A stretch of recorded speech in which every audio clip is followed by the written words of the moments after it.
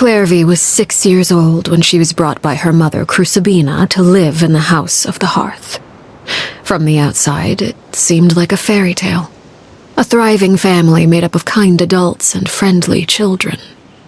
Crucibina was the knave at that time, and the house of the hearth was under her control. She was clervie's mother by blood, but she was also the mother to all the children in the house. clervie was happy here, for a time. But she quickly realized that being part of this family wasn't a fairy tale at all. It was a kind of purgatory. Purgatory? Exactly. The House of the Hearth takes in war orphans from all over Teyvat. But as for how to raise them, that depends entirely on the person in charge. Crucibina came up with a novel idea. She would teach the children to fight, force them to duel each other, and then crown as the king of the house the child who proved themselves most worthy of inheriting her title. It's difficult to estimate the number of children who died or were maimed in the process. There's little I can say about the ones who died. The ones that emerged with permanent injuries, on the other hand, well, they still served a purpose. They would be handed over to the doctor to be experimented on, or sent away on dangerous missions. Nothing more than tools to be used and then discarded. So those were the experiments clervie was talking about. But what actually happened to her? You said that clervie was Crucibina's daughter, so if clervie tried to convince her to stop what she was doing, Crucibina probably would have listened, right? Despite being clervie's mother, Crucibina cared little for her daughter. She forced clervie to join the House of the Hearth only as a means to demonstrate her own impartiality as a mother, to prove that she treated all her children equally.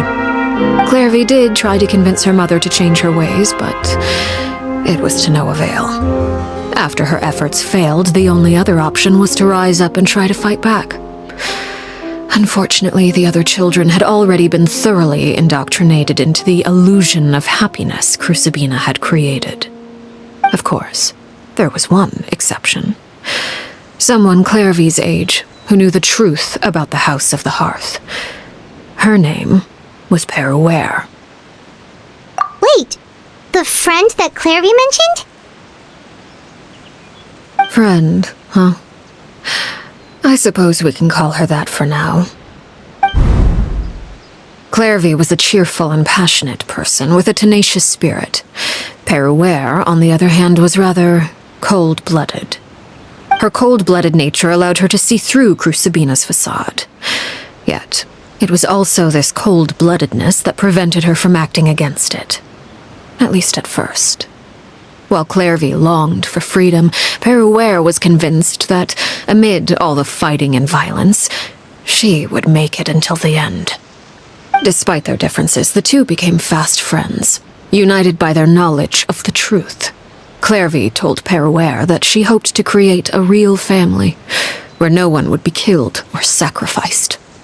There may have been a certain naivete to her ideas, but clervie proved her determination many times over. She tried countless times to run away, ask for help, or expose the truth. But her efforts only earned her beating after beating. The only thing that kept her going was her strength of will. Even with her body racked with pain, she would still stand on her tiptoes and open the window at night. She and Perouere would look out at the moon together, a fierce longing for freedom shining in her eyes. But one day that light simply vanished. Oh no. What happened? Her hopelessness resulted from a culmination of things. 10 years had passed. 10 years worth of failure after failure. She and Perouere weren't children anymore, but finding any chance to escape still seemed as hopeless as ever. It was during this time that Perouere suggested a new plan. If escaping was out of the question, why not take down the very person sitting on top of this throne of lies? Mother herself. clervie rejected that proposal. She claimed that as a famous harbinger, Crucibina possessed an unimaginable amount of power. Trying to kill her would have an incredibly low chance of success. clervie never gave another reason, but Peruere could see it written all over her face. clervie still thought of Crucibina as her mother. Killing her own flesh and blood was a line she couldn't bring herself to cross.